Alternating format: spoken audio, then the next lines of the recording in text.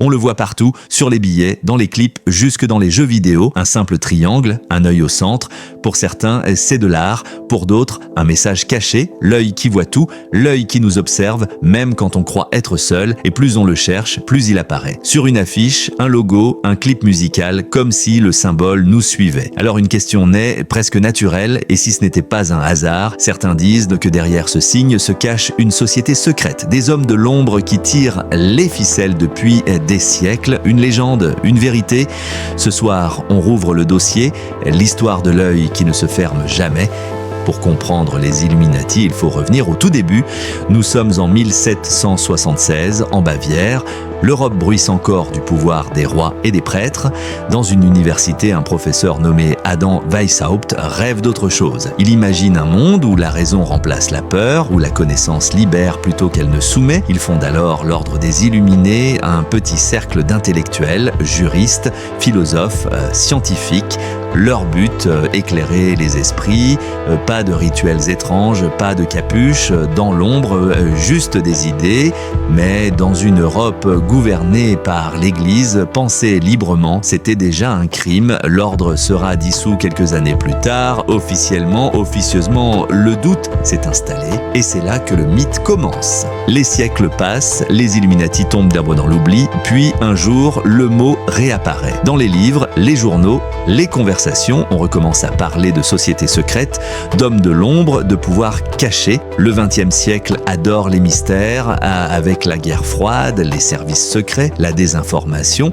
Les gens se méfient de tout. Derrière chaque événement, on cherche un plan. C'est dans ce climat que les Illuminati reviennent, mais cette fois, ils changent de visage. Hollywood s'en empare. Des films, des romans, des jeux vidéo font du triangle et de l'œil des symboles du pouvoir absolu. Dans la musique aussi, le mythe s'installe. Des artistes accusés d'en faire partie, des clips analysés image par image, chaque geste devient suspect. Et Internet va tout amplifier, une rumeur part d'un forum, se propage sur des chaînes entières. En quelques heures, un détail devient une preuve, un clip devient une conspiration. Les Illuminati deviennent viraux, un concept sans visage, sans lieu, sans preuve, mais omniprésent. Pour certains, ils sont une métaphore du pouvoir invisible. Pour d'autres, une réalité cachée, un réseau d'élite qui tire les ficelles du monde. La vérité n'a plus d'importance. Ce qui compte, c'est l'histoire, et plus elle fait peur, plus elle attire, car le mystère vend et le doute, lui, ne meurt jamais. En quelques décennies, les Illuminati passent des livres à l'écran, de l'écran au réseau, et des réseaux à notre imaginaire collectif. Le mythe est devenu une marque. Et chaque fois qu'un triangle apparaît dans un clip, chaque fois qu'un artiste cache un œil, le public réagit.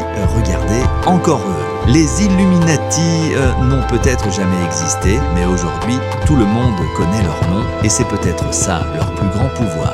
Les Illuminati fascinent parce qu'ils divisent. Pour certains, ils ne sont qu'une invention. Pour d'autres, la preuve que le monde n'est pas libre. Et entre les deux, il y a la peur. Celle d'être trompé, celle qu'un petit groupe détienne la vérité pendant que le reste du monde regarde ailleurs. C'est cette peur qui nourrit les théories du complot, car dans un monde où tout va vite, où les informations se contredisent, l'esprit cherche un fil conducteur, une explication simple. Les Illuminati deviennent alors une réponse universelle. Quand un événement paraît étrange, quand une décision politique semble incomprise, on pointe du doigt ceux d'en haut. L'absence de preuve devient la preuve. Et chaque voix qui contredit le mythe renforce le soupçon. C'est un cercle sans fin.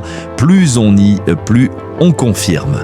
Pourtant, aucune enquête sérieuse n'a jamais prouvé leur existence moderne. Pas de documents, pas de nom, pas de lieu, mais Internet n'a pas besoin de preuves. Il lui suffit d'une image, d'un montage, d'une émotion. Alors les Illuminati vivent dans les vidéos, les discussions, les rêves, pas parce qu'ils dirigent le monde, mais parce que le monde a besoin d'y croire.